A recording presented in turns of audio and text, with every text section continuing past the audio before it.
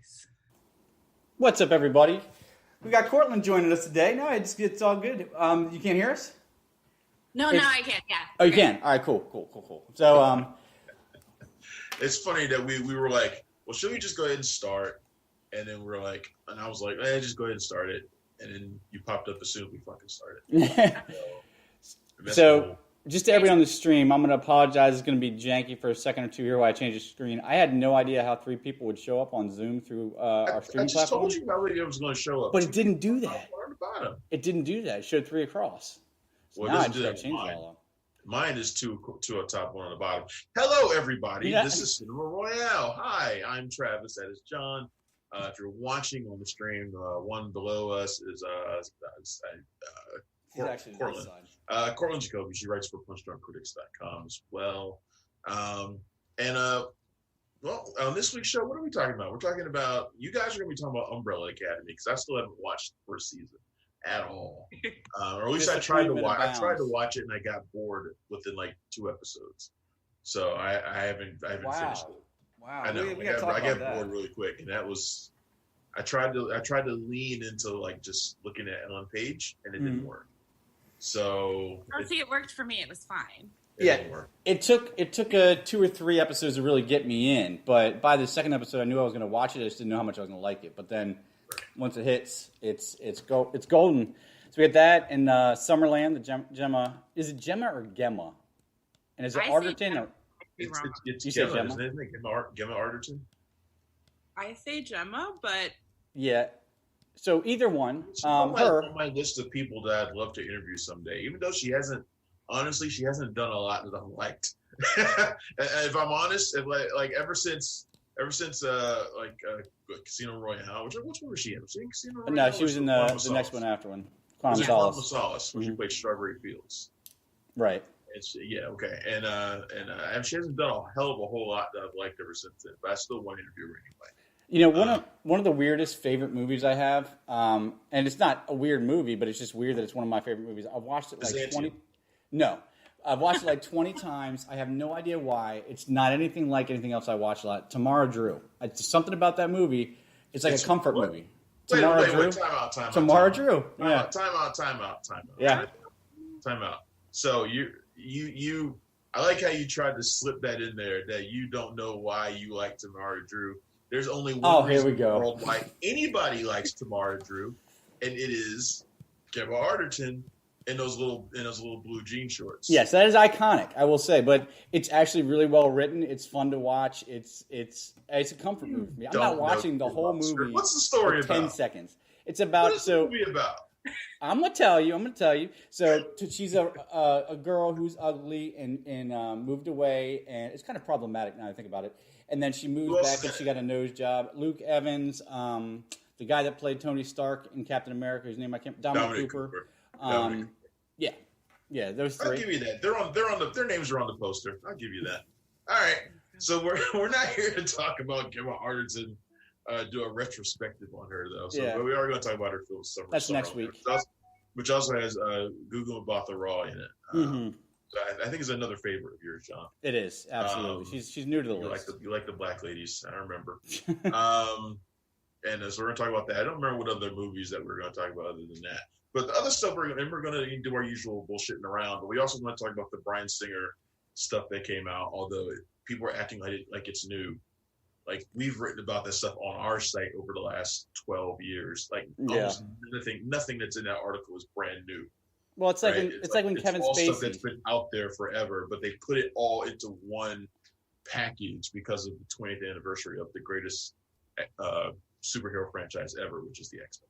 I would love to know what it is that sets these things off for the public consciousness, because you have things like Harvey Weinstein, Kevin Spacey. You can go back 20 years in media and see people in movies and film, like Family Guy's done it on like 3 occasions, saying what these people have done that we all find so despicable out loud. So it's public knowledge, but it's like nobody takes it serious until like it's trendy to do so. I don't know, until it's forced in front of their face, I guess. It's weird because all this stuff is like, we know it happens. We know it happens all the time. But now, we're finally getting our pitchfork. Question to ask when we get to that part of the show. I know, it would be. But I asked it now, so anyway. I mean, we don't really have any structure anyway. Yeah, but I'm sitting here like, but it's just, I guess, during that whole time period, right?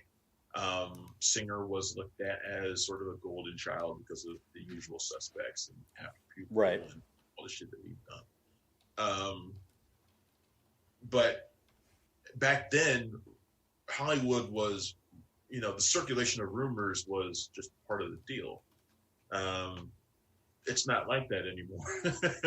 Yeah. And that's why he's become such the focus. He's still doing the same stuff that he's been doing for the last 20 years.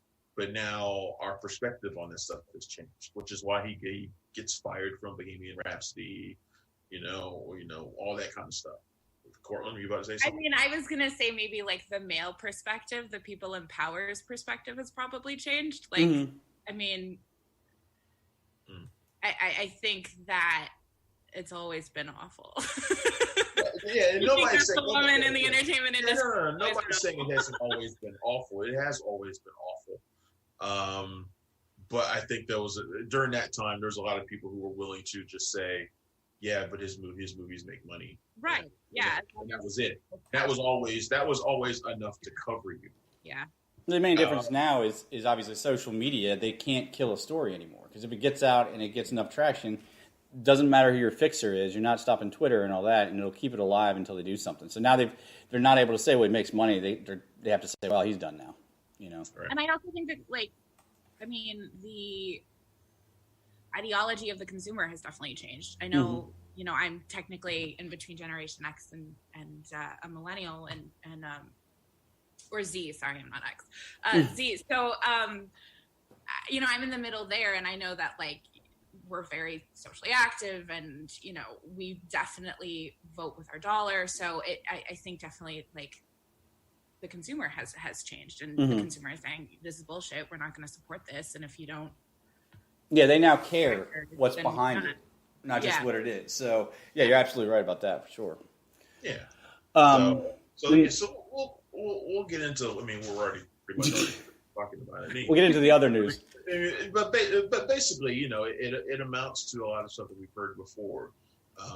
Bryan Singer and his dalliances on set, bringing his friends around, having questionable partners hanging around set, disappearing for days at a time, or coming on set on drugs, and having friends on site who are on drugs, and one of the rumors one of the things I was putting there that was sort of confirmed that we've all sort of known about it, but never in the proper context was Halle Berry. We always knew that "you can kiss my black ass" line that she had said to him, but nobody ever knew the proper context of it. This what the article from the Hollywood Reporter does is basically put it into context, and basically it was during X2, which is I still think arguably the greatest superhero movie ever made. He had come on set and was on drugs and was pushing the limits of things, and there was an accident on set, and the cast had to all get together and confront him about it. And the producer had to shut the shoot down, and that's when she told him to kiss her black ass, basically. Stuff like that. That we've always known about Singer. The disturbing part is that this doesn't even touch on the sexual allegations that he's had, the things that have come about underage boys and all that. It's not even talking about that. He's not his own scandal there. It scratches the surface of that stuff and kind of mentions it. It mentions a lot of the people around him who have since been charged with stuff like that, without directly implicating him in anything. But it talks about all the people around him. So you're and all the people he brought around him and brought on set, and all the people who had allegations. It's all of them. It seems like it's all of them. Yeah. So without even saying, well, he did it too, they're basically saying, well, you did it too. Right. They don't really have to. It does talk about some of the charges that some of the things he's settled and things like that. But it mostly focuses about the problems on the set of X-Men more than anything else. And honestly, when you look back on it, it's amazing that those movies managed to be as successful as they were, considering some of the production problems they had. And I think they probably benefit from the fact that they came out. The first one was in 2000, obviously. They benefit from that, because if they had done that now, they would have had so much bad buzz that they probably would have died before it ever came out. Because that's what happens now. The movie gets bad buzz during production, and it's almost dead on Vine. Yeah, that's true. Rare when a movie breaks out of that cycle, like Mad Max Fury Road had terrible buzz during its production because of all the years of delays. But it broke through that. But for the most part, that does not happen. The cycle of news sites that just report over and over and over again about your issues will kill a movie long before it ever comes out. And that would have happened to X-Men if that stuff had happened now. He's lucky that it didn't happen for Bohemian Rhapsody, honestly. Yeah. He got a $40 million golden parachute out of that motherfucker. So, he didn't even finish the movie. He got fired. He didn't even finish the movie, and he still got $40 million out of it. You gotta love being in the 1% where being fired means a $40 million payday. Ridiculous.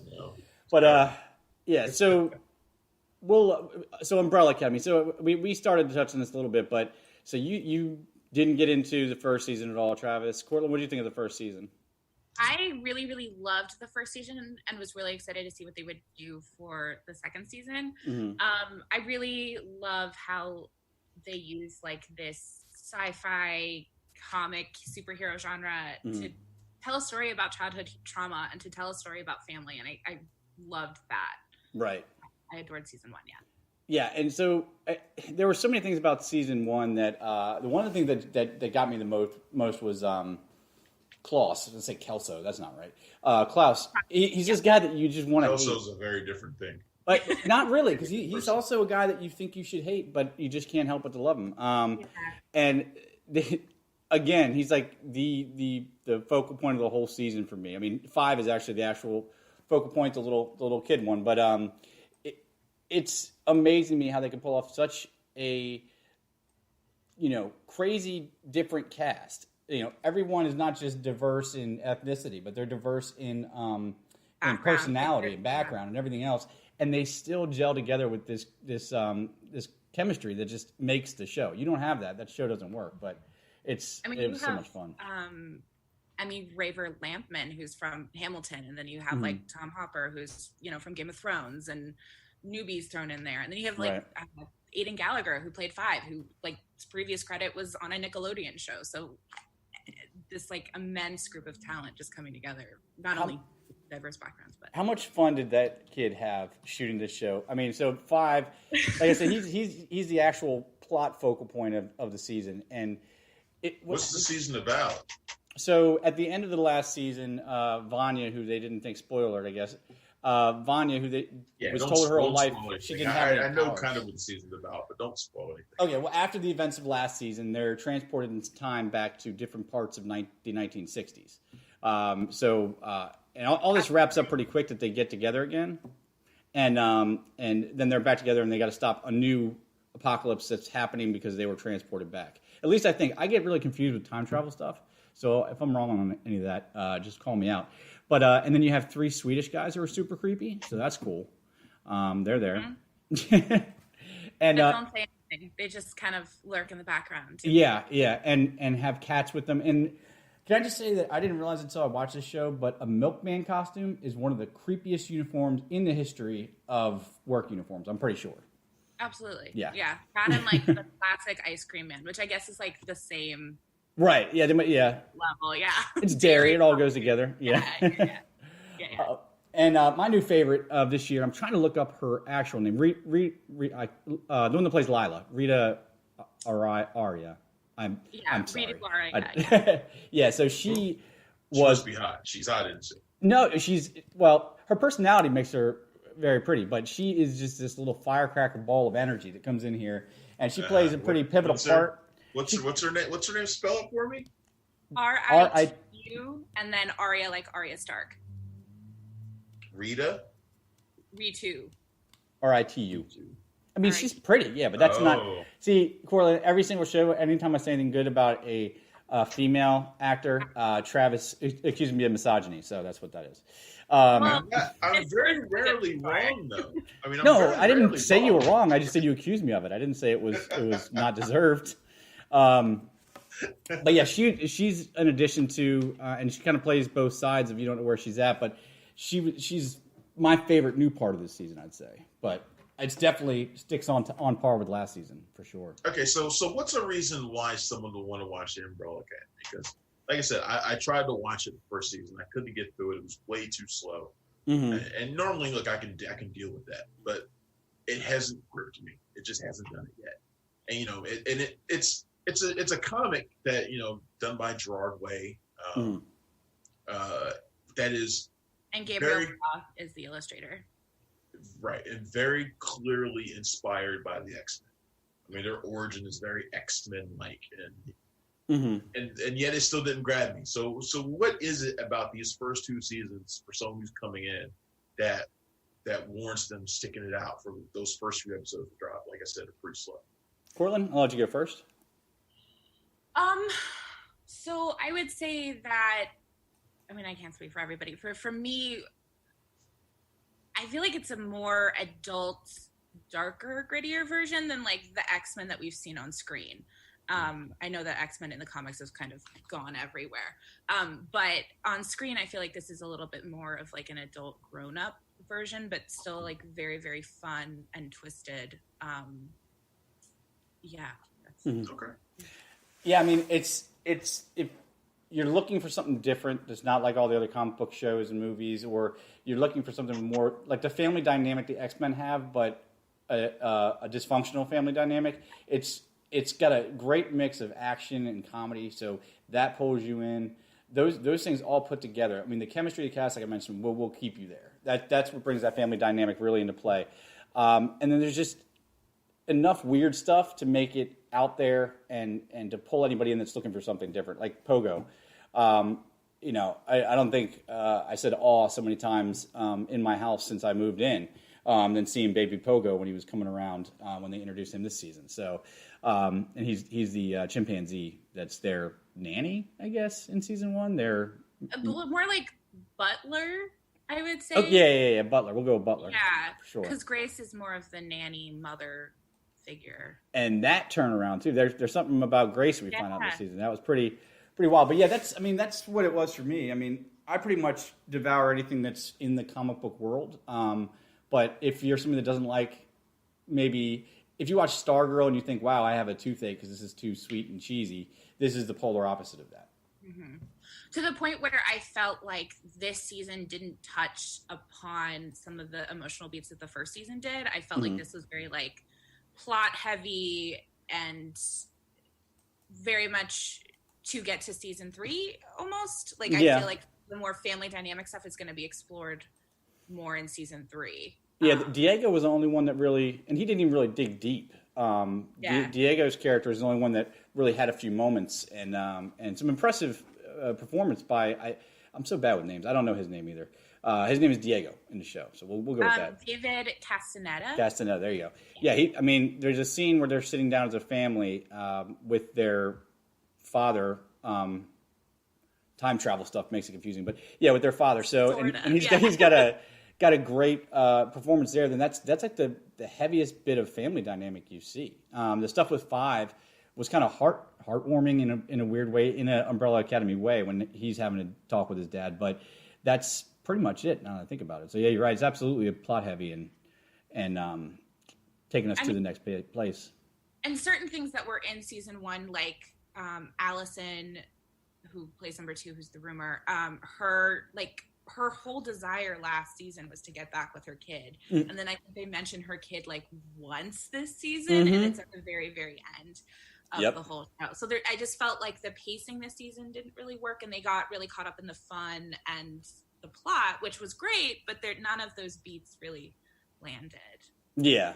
No, I can agree with that for sure. And I just wanted you to say that because that's exactly what my wife and I were watching it. And I think we got like 6 or 7 episodes in. I was like, did she not have a daughter last year? And that's like what she was totally worried about. And then I swear to God, like 3 minutes later, they were like, so I'll be able to see Claire. Again, I think her daughter's name was Claire or whoever. I was like, oh, well, I guess they are going to mention it at some point. But, they kind of go back to the 60s and just lead this other life. I mean, and I guess if that really happened to you, you wouldn't have any idea that you were going back. You might as well just accept it. But it still sat a little weird with me. I have two siblings, and so, you know, the having a problem and then kind of brushing over it and not addressing it with other siblings, I think is very true to life, and they do that in the show. Oh, for sure. Yeah. It's really hard to not get that emotional catharsis. And I felt that, like, they really did Vanya's character a huge disservice by not talking about what happened last season with her, and I forget that guy's name. Is it Leo? Yeah, Leopold. Yeah, sorry. Yeah.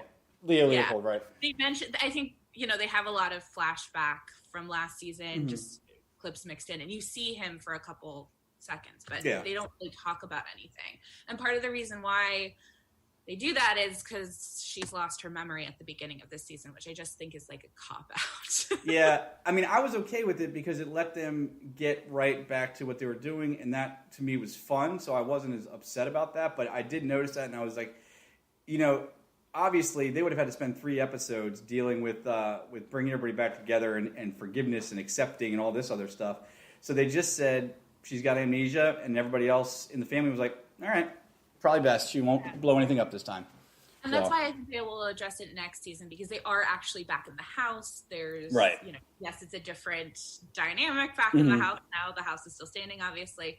But that's why I think they'll address it next season, definitely. And maybe he'll come back in some capacity. I'm not sure. But for sure. So maybe we can convince Travis a little bit, maybe. If he can tear away from Knights of the Old Republic, maybe we can get you to watch an episode or two. I'm not playing right now. You've been like this all the time. Watching I mean, I was playing for a minute. I played for like a minute. Right. So that's Umbrella Academy. And then there's Summerland. Do we have any other movies besides Summerland this week? I know I only had one review this week, which was beautiful. And it was Summerland. So that's all I know that was coming out was Summerland. I mean, we can talk. I didn't see the Beyonce movie. I don't know. Is that considered a release? I can watch that. Yeah, I didn't either. Seriously, I'm not going to watch that. I didn't. I should have. I didn't have time. I don't care about Beyonce that much, so I'm probably not going to watch. You're not in the Beehive, are you? I'm not. Really not. Yeah. So I mean, Summerland's it, and we don't even. I mean, we got plenty of news to talk about. I'll just start by saying that. I mean, you and I can bullshit for an hour no matter what, anyway. But it's just, you know. But I didn't know if there was anything else. I know other people posted reviews on his site at pushtruncritics.com. So it's not as if we only had one review this week. We had a few. But there were a lot of like really big films this week. So Summerland was probably the biggest one, or one of the biggest ones. Yeah. And it's been interesting to see sort of the reactions to it for people. Again, more people saw it than I thought, well, at least critic-wise. And I think it's because on the surface, it seems like it's going to be a very progressive movie. And I guess in some ways it is. I mean, I kind of knew what the movie was going to be within 5 minutes. Right. Which is sometimes good, sometimes bad. I didn't really care for it this time. So basically, Gemma Arterton plays a writer of myth and fable. But when we first meet her, she's much older, played by Penelope Wilton, who I love Penelope Wilton. Anytime we get to see her in anything. And first thing she does, Downton Abbey, right, Travis? Yep. First thing she does is like scream at the neighbor kids. Yeah. So when she's writing, so I was like, okay. And then when they go back to the younger version of her, played by Gemma Arterton, the first thing she does is yell at the neighbor kids. I was like, oh, so this is one of those movies that's how we establish. That explains why she is the way she is, why she's kind of bitter, but also a movie where her heart gets softened by these kids. So I'm like, okay, so that's what it is. That it is exactly. And it is that movie. It's that movie within the first 5 minutes. I'm like, okay, so that's what this is going to be. But it has all these elements to it that makes you think it's going to be a lot more serious of a film than it is. So you got this situation. You got the woman who's kind of hard-hearted. You have it's set during World War II, so you got that. You have a boy who has been evacuated basically from his parents who were swept up in the war, and you have this lesbian relationship between Arterton's character and Gugu Mbatha-Raw's character from back when they were younger. So you got all these elements to it. You've got death, you've got tragedy, you've got illicit romance. You got all these things. You're like, man, this could be really interesting right here. Right. And it's like a storybook movie. It's really sweet and saccharine, and I was just kind of like, yeah, this could have been more than it turned out to be. Yeah, I mean, even it's a really soft film, and some people love it for that. Honestly, I've seen an entire range of reactions to it. Like there are people like me who are like, man, I wish this could have been a movie that took itself a little bit more seriously, right, and a little bit more with it than it does. But basically, the entire movie is her and this young boy, learning to bond, kind of bonding together, while we see flashbacks of her when she was happier, and it's just there's not a lot of meat on its bones, and I really thought it was going to be, based on all the elements it had going for it. But like I said, Lace, I've seen a range of emotions, a range of reactions. People love it for exactly the reason that I don't. They love it for the fact that it's, sweet and simple. I mean, chime sound was that we just heard, but that was me. Sorry. It was you. That was me. Sorry. Oh, you turned it off. Oh, sorry. It's cool. It just confused me for a second because Zoom sometimes makes weird noises. But yeah, so it didn't do a whole lot for me in that regard. Now, at the same time, it's a really gorgeously shot movie. I mean, it's a beautiful film. It's shot on the coasts. I can't remember that, in Kent, I believe, in the UK. It's a really beautiful spot. It looks great. It looks like something out of a Hallmark card, and I think it's a movie called Summerland, so you expect it to be very picturesque, very sun-kissed in its detail, and it is. It's a really beautiful film. And there's nothing wrong with the performances either. I really like Gemma Arterton in this role. And I like the boy too. I can't remember his name. Mabatha Raw doesn't get a whole lot to do. Honestly. Yeah, it's not as much about the women's relationship as it probably could have been. Yeah, and that's probably the main difference between the complicated movie and this. I know the you simple wanted more Mabatha Raw. Well, of course I did. She's also a fine actress. That's not the only reason why.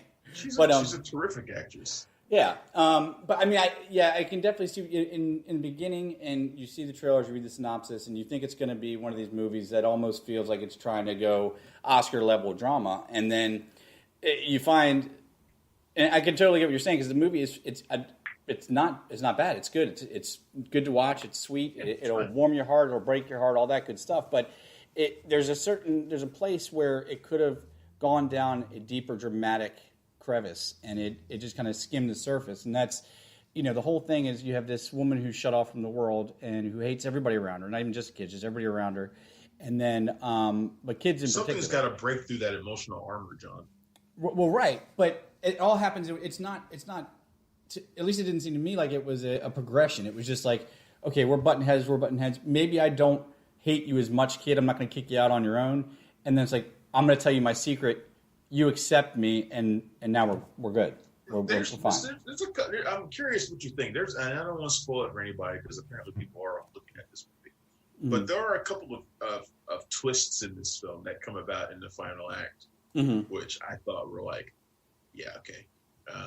Well, you call it storybook, right?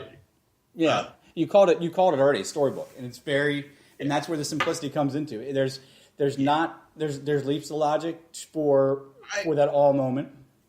There's one development in the story that in my review I described as, I don't know if I called it grotesque, but I may have called it disturbing, because it's something that has to happen in the movie in order to set up the perfect storybook ending. And I was just like, yeah, that's a really bad use of a character and a really disturbing use of a character in order to set up something like that. Yeah. And it's just stuff like that is what turned me away from this movie more than it probably needed to. But yeah, well, I mean, the other thing about that's why storybook. Did you get to see this?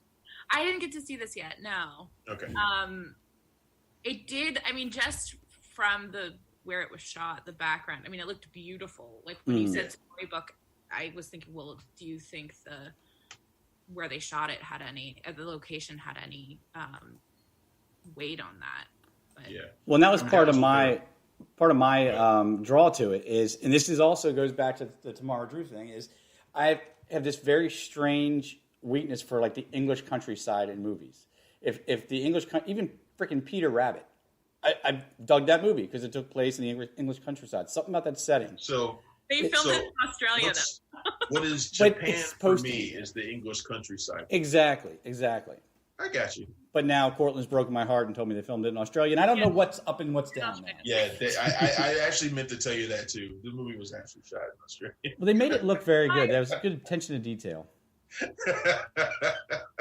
That's how I feel about New Zealand. Like whenever I know that they've shot New Zealand, I always have that. But I also love, like you said, the British countryside and, all those Jane Austen movies and stuff with the. Absolutely. Yeah, that's fine. So I mean, some people are gonna like it, I think. Yeah, I don't think anybody will dislike it. People might just not get everything they wanted out of it. Yeah, for sure. I don't think there's going to be anybody who's like outright hates it. And that's like one thing I haven't really heard.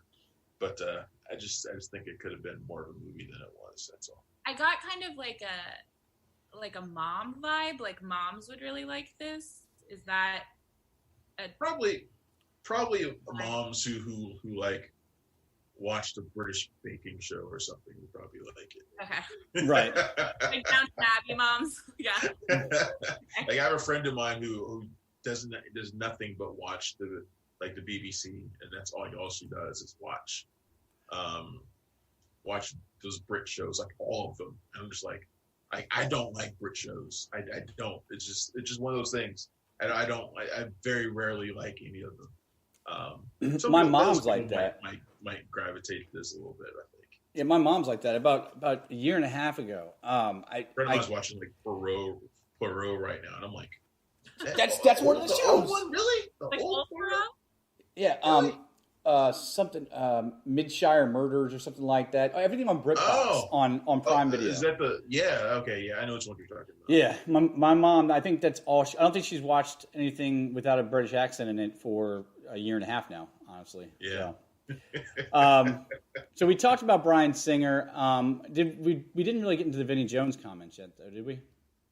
No, the Vinnie Jones thing is part of it too. I mean, everybody's doing stuff on X-Men right now.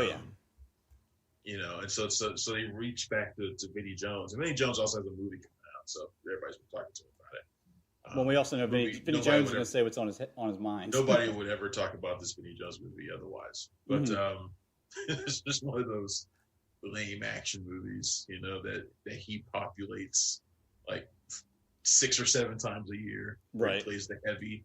So I mean, but they're asking about the obvious question, which is like X-Men: The Last Stand, which is still awful. Even to this day, it's still terrible. When they're asking about playing Juggernaut, basically, which one of the most ridiculed roles in history, with one of the most iconic, terrible lines of all time. I'm sure you know what it is. I'm the Juggernaut. Bitch. The Juggernaut, bitch. Right. We haven't really been cussing a lot since we did the live stream. I didn't know if we were doing that or not. Very good. Yeah. I mean, I cuss all the time, and maybe you don't. But I mean, I cuss all the time. Maybe we do, and I just have such a bad mouth that I don't even realize. I think you've become desensitized to cussing. Like you just don't even notice the shit. Yeah, you got to know when your character's entire existence in a movie is based around one of the first memes. Really, it wasn't even a meme. It was a like 45-minute long video where somebody dubbed over the old X-Men animated series with all the Juggernaut. Every time you run into somebody or run into a room and break something, you go, I'm the Juggernaut, bitch. And then you go to the next one and do it again. That's what they based all that crap on. Basically, in an interview, he's talking about how disappointed he was in a role and that he was promised to be, it was going to be more, and then it was going to be a different role. So he really felt pissed off about it. But you got to remember how that situation works out. Do you remember the production of X-Men: The Last Stand at all? I remember it was a mess. I remember it quite well. Yeah. Bryan Singer had left to do Superman. Right? He left to do Superman Returns. Mm-hmm. So he had left. But he was initially going to do it, and then he left to do Superman Returns. And Matthew Vaughn was supposed to direct it at first. Right. So Matthew Vaughn was attached.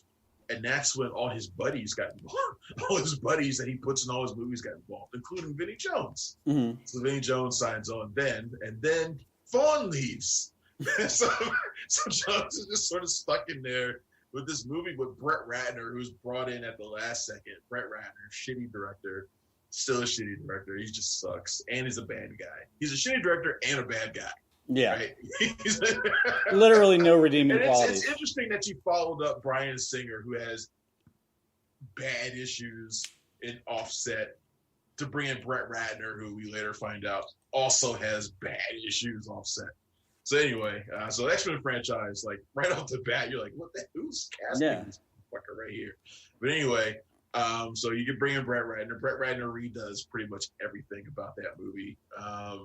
And poor Vinnie Jones is left with a shitty Juggernaut role where he looks like he's dressed like Ram Man from He-Man, and it's just awful. It's just awful all around, and he's just like, this is the most disappointing thing I ever did. He felt mugged off by Brett Ratner, whatever that means, some UK shit. But basically, he was pissed about it, and you know, and it's not even that so much of a surprise. I mean, nobody should be surprised, but I think, you know, he hasn't done a lot of talking about that role over the last 20 years. I don't blame him. I probably wouldn't either. Mm-hmm. But it's interesting to just hear him talk about, you know, and describe how he was misled into being in that role. I mean, because this role is the same as anything else he does. He's just wearing a helmet in it. I mean, yes. What was he expecting? I mean, it's not that he was poorly cast in the role. No. Other than the fact that Juggernaut is not English, right, at all, which was weird. It was weird. So it's here to hear Juggernaut with an English accent. That did not make any sense. He also just wasn't big enough. Wolverine's not Australian, and I can hear Hugh Jackman's Australian accent all the time in Wolverine. So I don't care. Patrick Stewart, he can actually walk. Patrick Stewart can walk. Patrick Stewart can walk. Yes. So yeah, it's good to hear Vinnie Jones talk about it, and to, you know, and that he feels as bad about that role as we do having to watch it. When we do. And he was chasing after poor Ellen Page during that scene too. The Juggernaut scene. Yes. If we can jump back to Umbrella Page. She's awesome. One of my She's awesome. all-time interviews, even though she barely spoke. But I'm straight up worried about her. Cortland, am I crazy, or does she look like she might be sick or something? Like, she's always been tiny, but she's like skeletal. Really thin in this one.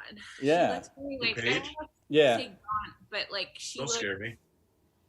No, gaunt is probably the right word because her cheeks were all sunken in.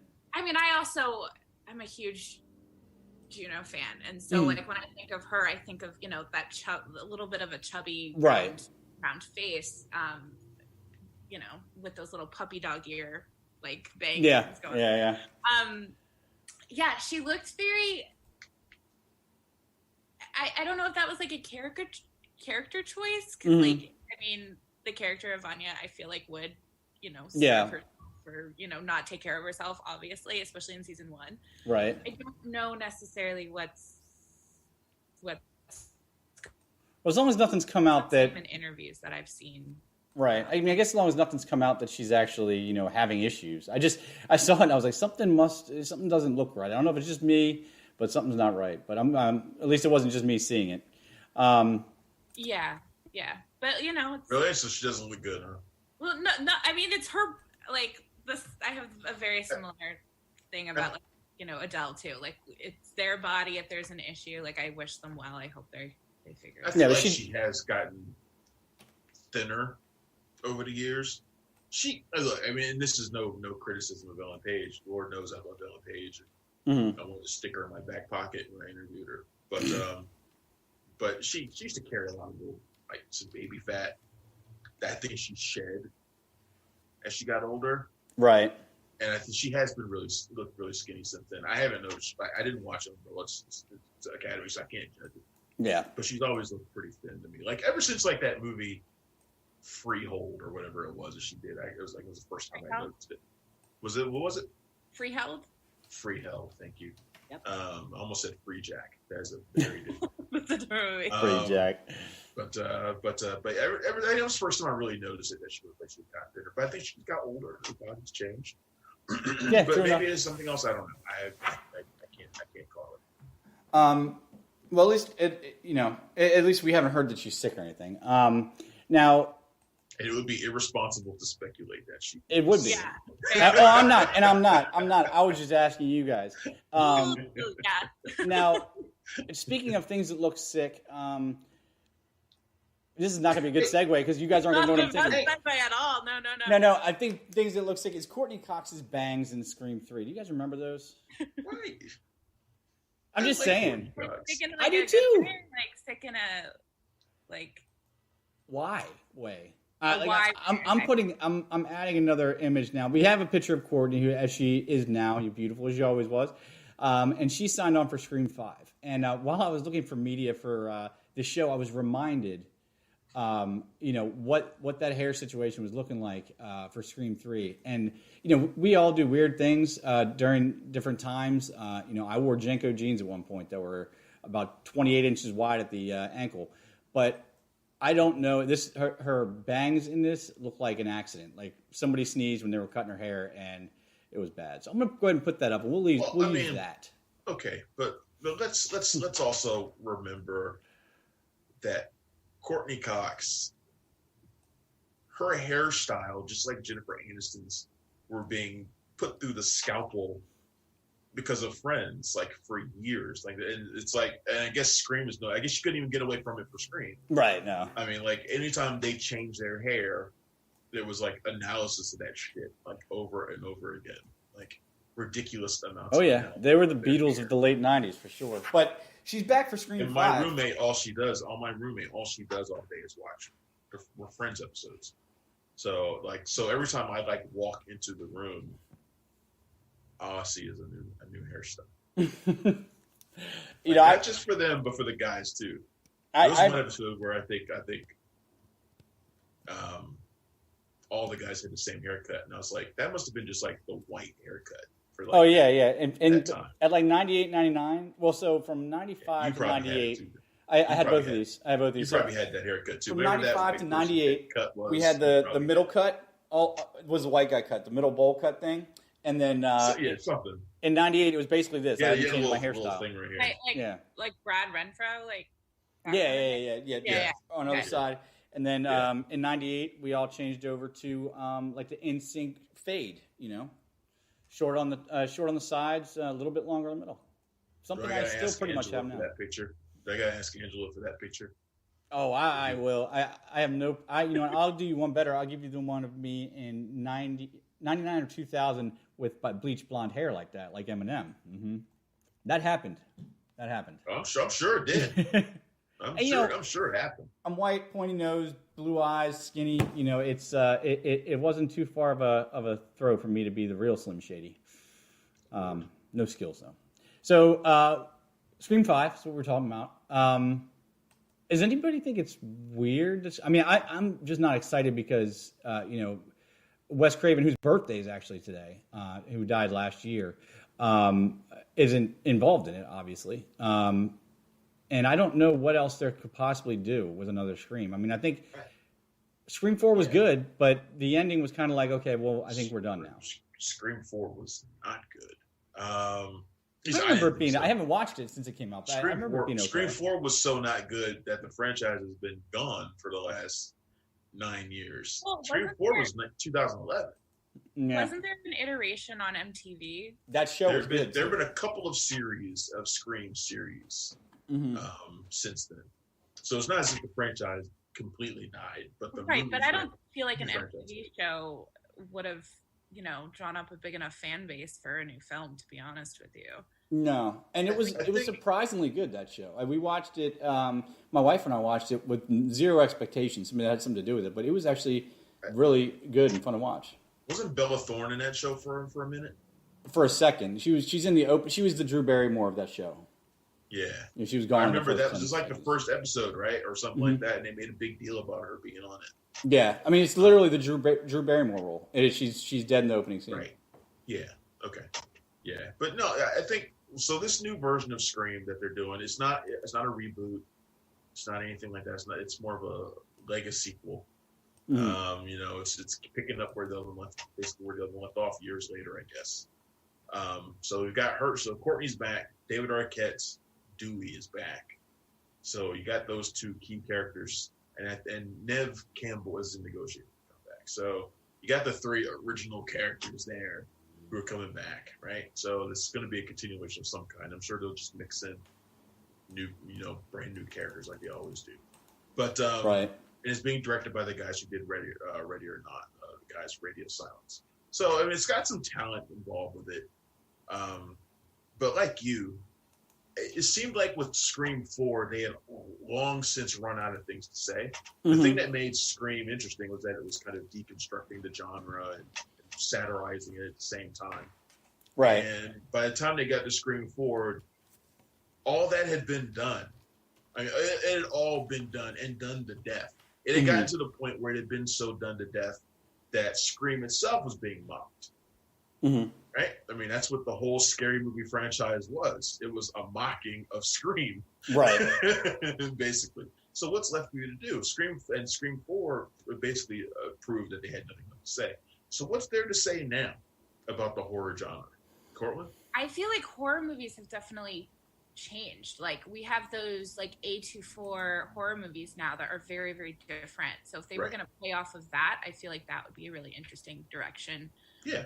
And I agree with that. I agree with you on there. I think the way movies are done, because Scream was satirizing slasher films. Well, slasher movies aren't really the thing right now. If they were going to satirize like the indie horror film, something maybe like, Hereditary or Midsummer or, It Follows, something like that maybe, but I don't necessarily think it would work in any other direction. But doesn't bringing back the same old people and probably bringing in the Ghostface again, doesn't that kind of tell you that they're not going to do that? I mean, absolutely. I think it does tell you should that just they're done not a total gonna do that, reboot. but I still think it'd be an interesting direction to go in. You're right. Well, yeah, no, I agree with that. I think if you're going to do Scream, that's the way they should do it. It just feels like to me like they should just go ahead and do the reboot. Just reboot it. Well, they did. The show, a whole new cast. The show had a whole new cast, a whole new thing. It even had a new Ghostface mask, and it worked. It worked really well. And I just not only that, but Scream 4. Part of what was confusing about it was the whole idea of Scream. I don't know what you were just doing right there, John. Let's be waving away a fly, but that's going to be the freeze frame shot of the show. So just letting you know now because I get to pick it. I get one a week, Cortland. And, he picks the worst frame of the show to use as my thumbnail. But yeah, I mean, the show, it was a totally fresh cast, showed that you could do that, showed that it could be compelling.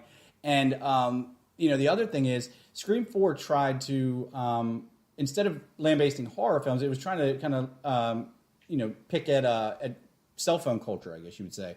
But I think it was too early to do that. I mean, in 2011, we were there. We had the same stuff we have now, but Twitter wasn't as, political regimes are being taken down by Twitter these days. I mean, it wasn't what it is now. And, the globality of all of it is much larger. Is that a word? It is now. I was hoping you wouldn't say anything. I was thinking before, I was like, globality. Let's go with it, see if it flies. It didn't, but we're good. John Nolan speaking before he's thought. It happens all the time. That movie. It's the only way I speak. I was just making sure that I was not. No, globality is about a word that exists that doesn't. But you can certainly use that. Sure. You can use that for sure if you'd like. I won't use it, but it's good to know that you said it and then it's out there. But wait, like with regard to satirizing horror, I mean, number one, sadly, what I think they'll do, I think they forgot about what the most likely scenario is that they forgot about the satiric version or satiric components of the original, and it's just going to be Ghostface slashing kids again. Unfortunately, that's probably what it's going to be. But I don't even know how they would satirize modern horror. It's not as cookie cutter as it used to be. I mean, you mentioned A24 and Blumhouse. Honestly, I'd love to see them just play it as a straight up horror and do it in the style that the movies are being done now. I mean, that's what that would be the best thing they could do. In fact, rather than trying to mock these movies now, I don't think there's enough distance from these movies now to do that. Mm-hmm. That's one of the things that worked. Why Scream worked was that there had been plenty of distance from slasher films. They were pretty much out of vogue at that point anyway. Yeah, and it was really easy to do. I don't think there's been enough distance from these movies now. Right now, where they're really at the height of their popularity, I don't think it would be a smart move. But I'd love to see them do a straight up Scream movie with a serious ghost face and done in the style of a lot of these movies that we're seeing now. That would be really interesting to me, and it would be something that people wouldn't expect. So I would love to see that, which means they won't do it. Well, and there's some terrifying components. There's terrifying components that they haven't either been fully explored or haven't been explored effectively with where we are now. That could go on the same train. I mean, everybody knows how terrifying it was for Ghostface to call and what's your favorite scary movie and all that. But we've seen them do this in like Unfriended and some of those other supernatural horror films that take place through chats and things like that.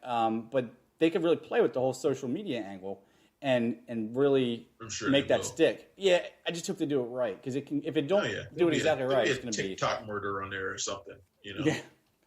Kill the person and do a TikTok dance or something, or a Fortnite dance. Probably, exactly. Or if you do it wrong, you die. There you go. I would watch that movie. Exactly. Well, I mean, they probably. I mean, I wouldn't be surprised if we do see a movie like that. That's sort of like how. What was the movie that had the cursed videotape? The Ring? Which one was The Ring? Mm-hmm. Well, they sort of did that with that movie Wounds, mm-hmm. which came out a couple years ago. It was one of the worst things I saw at Sundance a couple years ago. Like Armie Hammer and Zazie Beetz and Dakota Johnson. It's just awful. Mm-hmm. How can I think of the movie that they make fun of in Forgetting Sarah Marshall, the one that Kristen Bell's in, with the cell phone? Yeah. Oh, yeah, That's basically what Wounds is. It's a cursed cell phone. Yeah. And it's just an awful piece of shit. Yeah. There's a surprising number of cursed cell phone movies out there. Yeah. But they might do. There'll be some sort of TikTok murder or something like that. Something dumb. Right. Maybe if they're gonna still try to have some fun with it, then that's the kind of thing they'll do. But like I said, I would much rather see them do something totally different. Then again, Ready or Not is a movie that kind of has fun with the genre too. Yeah. So I guess if we're gonna do something like that, those would be the guys that would do it. Yeah. Well, we'll find out soon enough if they ever start shooting things again in Hollywood. But animated series don't need to be shot; they need to be drawn. And Kevin Smith has got a new Green Arrow series coming up. With Supermax was his run on Green Arrow. He famously did a run on Green Arrow back in, I want to say, the early 2000s, and really kind of reinvigorated. What's that? He did the comic, and the comic was based on the screenplay that he was going to do because he was supposed to write a movie. Right. He's supposed to write a Green Arrow movie.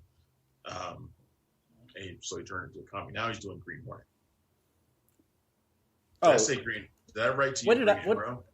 What did I say? Did I say Green Arrow? I think you said Green Arrow. And then I went down that same thing. Oh yeah. So I'm just I'm going to double check the headline. Did I send you Green Arrow and not Green Hornet?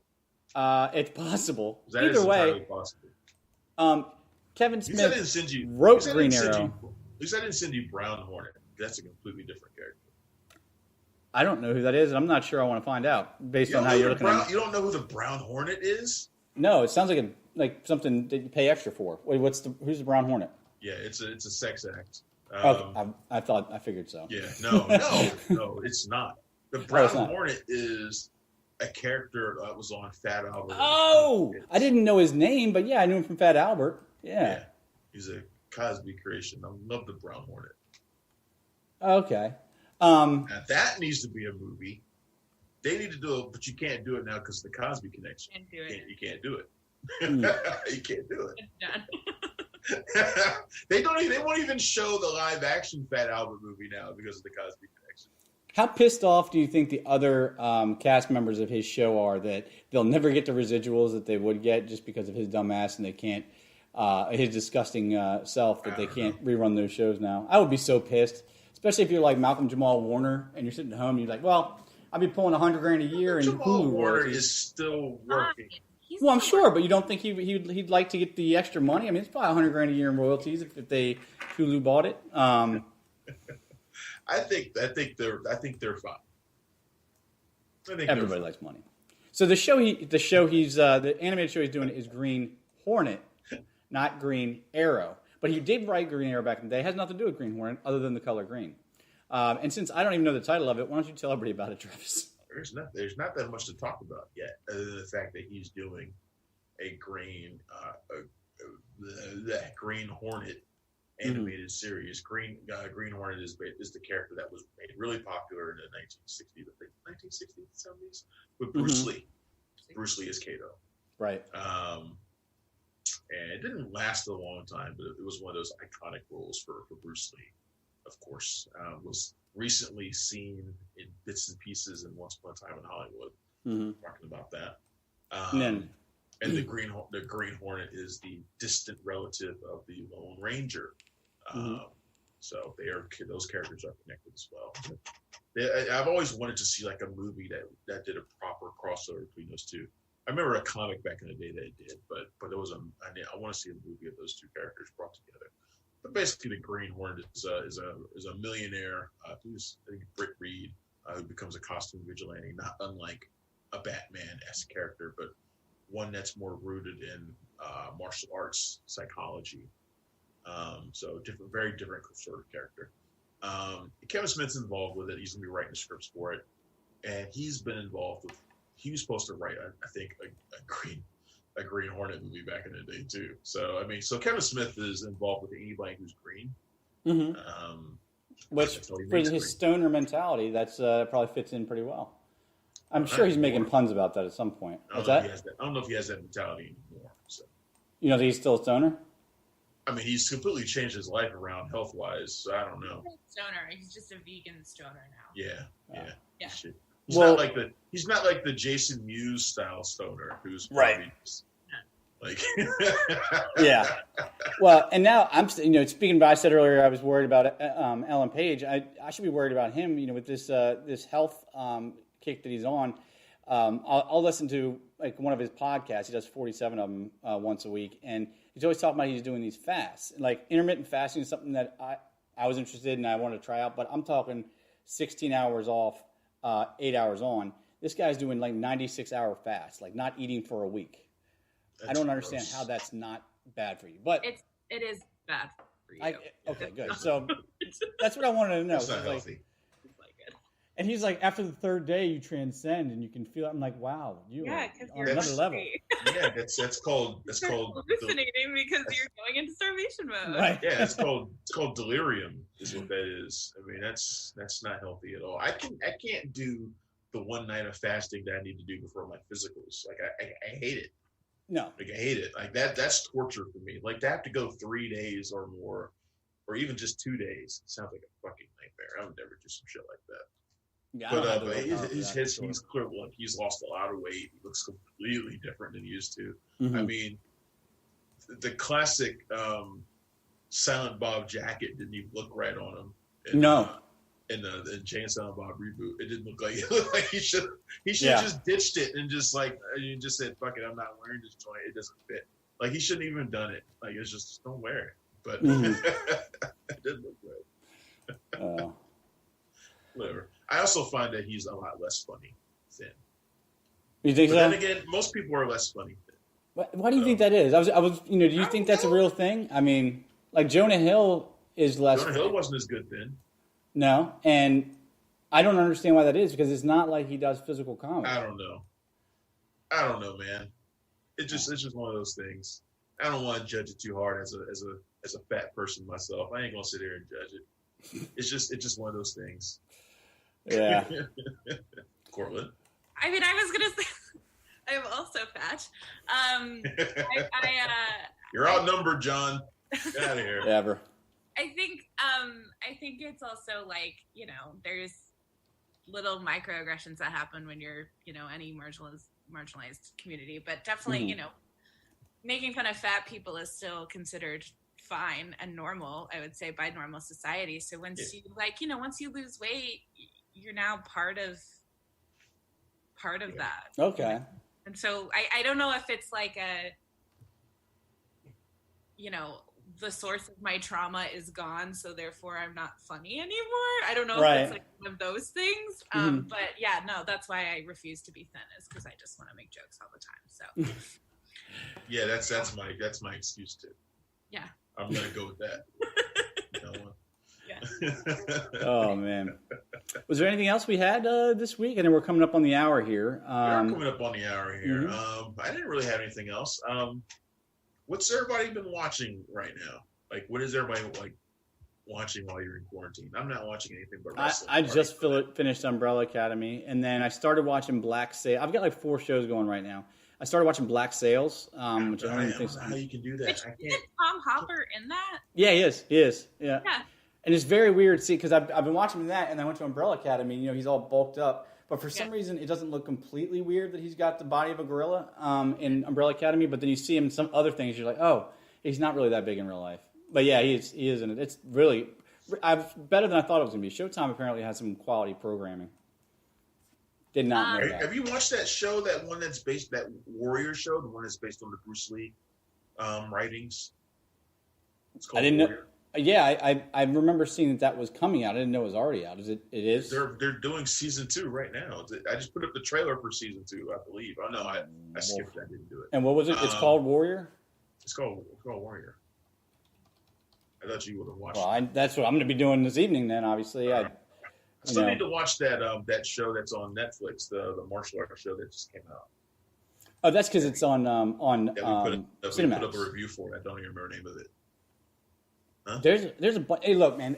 There's one thing about this quarantine that I think is going to be good for the world after everything is the globality, if you will, of media. Like all these other countries that weren't in the spotlight before, that Netflix is bringing in, and people are finally given a chance to, thanks to shows like Dark, German show, and there are so many cool genre shows coming from South America, Germany, Israel, all these places, and Netflix is bringing those all out. I got news for you, John. Those shows were there anyway. We didn't need the pandemic for it.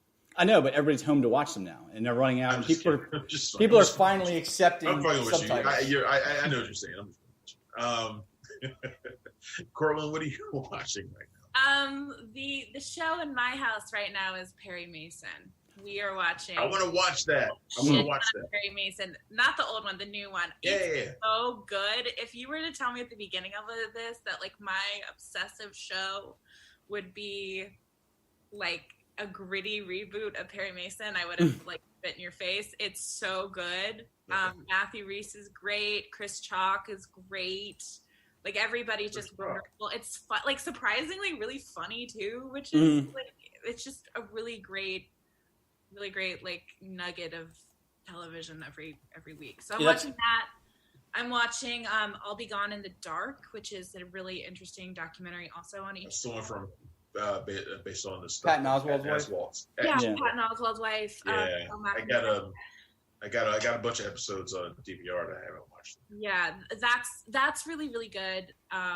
If you're into true crime, and it's just really cool to they don't fully attribute obviously she didn't catch this killer, the Golden State Killer herself, but like she definitely attributed to his capture. So it's kind of cool now that the trial is kind of going on, that this thing is coming out and really honoring this woman who helped put him away. And it focuses like on her a lot and the victims rather than giving this guy any more airtime, because he doesn't. Which is beautiful. That's I wonder how much the world would be different if we did that all the time. Like when people do this, just say douchebag number one and move on, and then talk about everybody else. I always appreciate it when people don't refuse to say the name of the person. That's what most of these people want is the attention. So don't give it to them. But Perry Mason, let me tell you, I started watching that. I think it was last Tuesday night, maybe, and I was kind of tired, and I turned around. I was like, "Well, I'll watch this. Maybe I'll fall asleep." That opening scene, I was awake until like 4 a.m. There's something you rarely see on TV that's quite shocking that happens right at the beginning. But yeah, I was amazed. It's not your mama's Perry Mason, that's for sure. Yeah, it's not. It's really not your great grandma's Perry Mason. There you go. Yeah, that's probably more accurate. Well, I have a question for you. Like, Robert Downey Jr. was supposed to play Perry Mason. What do you think? How do you think he would have done in that role? I think he would have been great. He's great and everything. I just think there's something unhinged about what's his name that's playing now, Matthew Rice. Yeah. So there's something about like Robert Downey Jr. is a little too much better looking. I guess he's too much better put together. There's something about the way Reese looks and the way he like with his hair balding a little bit all over the place that really kind of cements who that guy is. And I just love noir stuff. 30s, 40s, 50s LA. Yeah. Nothing better. I also think Robert Downey Jr. is also, he's played Sherlock Holmes. He's played the detective before. So I also feel like he wouldn't have done it. It would have just been like Sherlock, that same type deal, I gotta imagine, yeah. And he was going to play Perry Mason in a movie, wasn't he?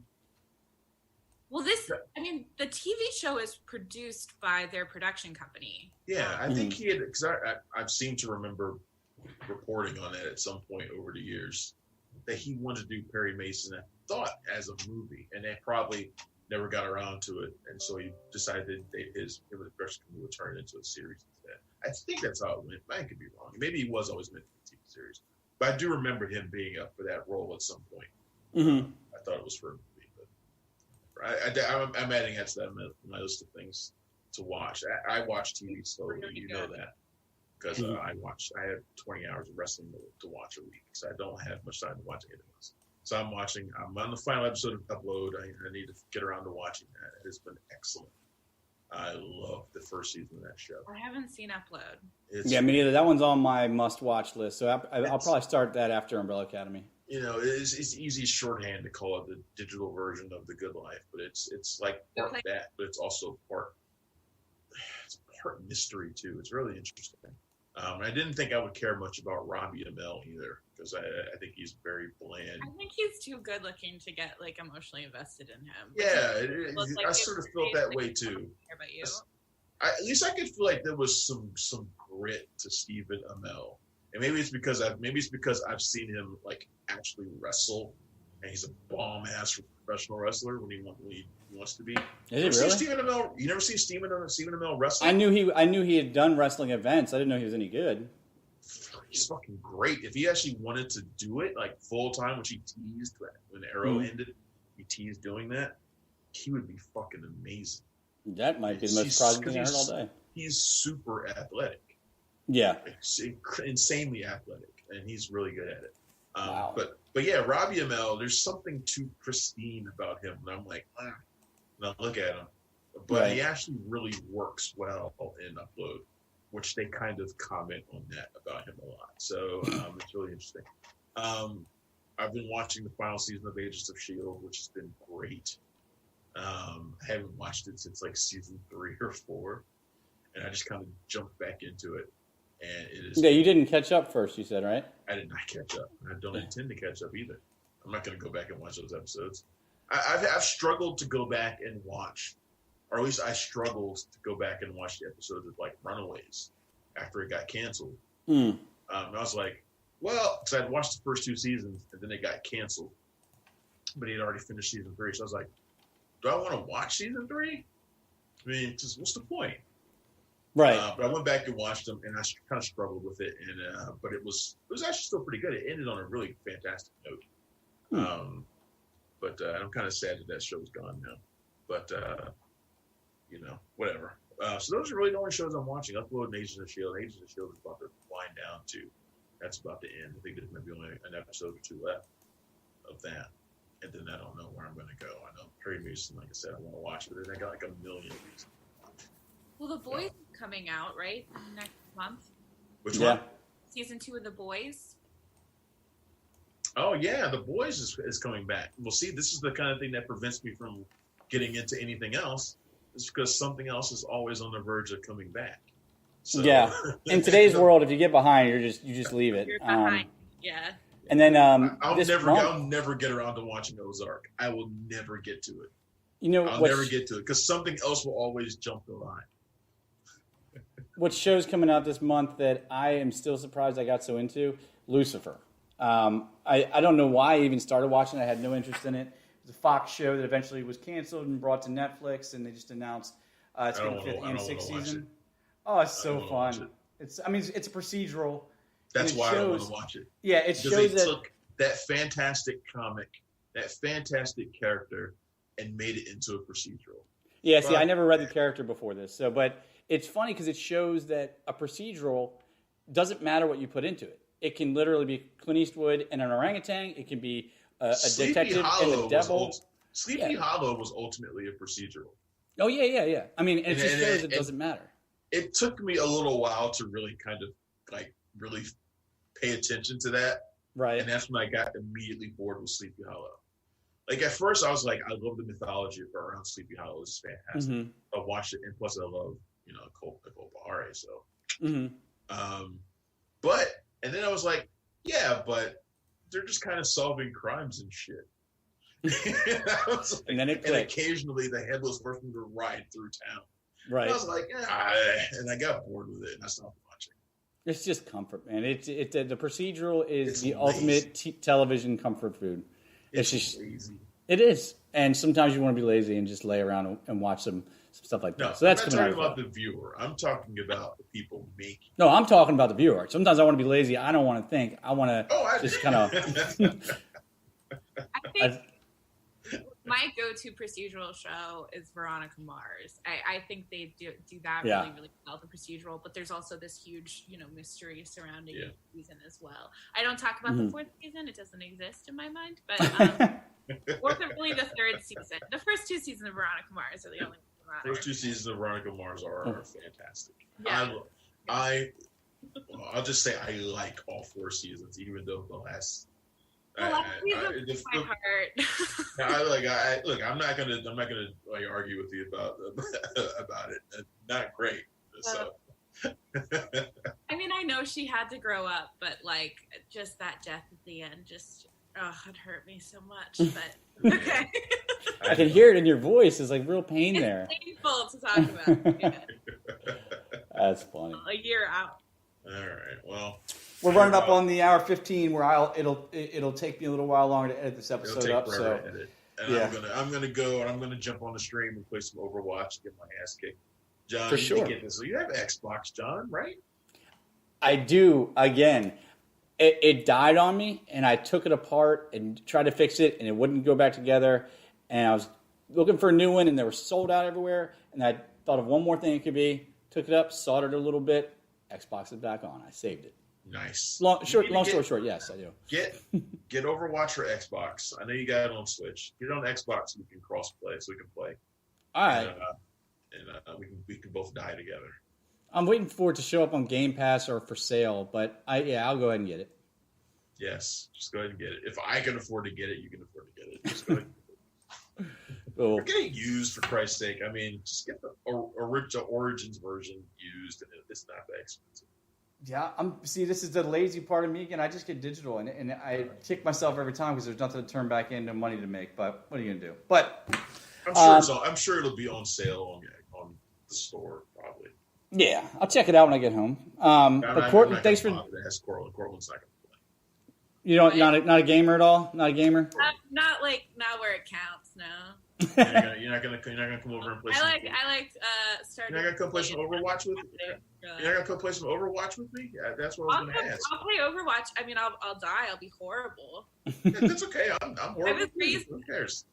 I was raised in a non-video game house, so I feel like it never really transferred over as an adult. I was watching played streamers. The Sims. I was watching streamers play Overwatch last night, John. The pros. Mm-hmm. And I was just sitting there dumbfounded. You just feel bad about yourself after you watch that? Yeah. No, I was just sitting there I would have died 10 times right there. Yeah. You don't die none. And I'm like, how's that possible? What am I doing wrong? And it seems simple. It's like the mechanics aren't complicated. It's not like you can have faster fingers than anybody by that much. But they just know how to do something. I don't get it. I think the game's probably just racist or something. Like my characters die faster. Yeah. I would definitely say you heard it here first, folks. Overwatch, racist. Overwatch is racist. Very good. All right, let's get out of here. I don't know what we have for next week. I know next week I have a couple movies. I have The Burnt Orange Heresy, which is a movie that came out a few months ago, and they're re-releasing it now because ain't nobody go see it the first time. It's like Kleist Bang and Elizabeth Debicki, Mick Jagger in a role that everybody's been talking about. He's really great in it, and Donald Sutherland. It's a really astute literary film. I just watched it last night. And I also have Waiting for the Barbarians, which is Mark Rylance, Johnny Depp, and Robert Pattinson all in one movie, and it is. Oh yeah. It is very. It is. It's something. So and those are two things I know that we have for next week. I Used to Go Here is also going to be available next week too. What's next week? I Used to Go Here with Gillian Jacobs and Jermaine Clement. Oh yeah. Oh right. Yeah, I did watch that too.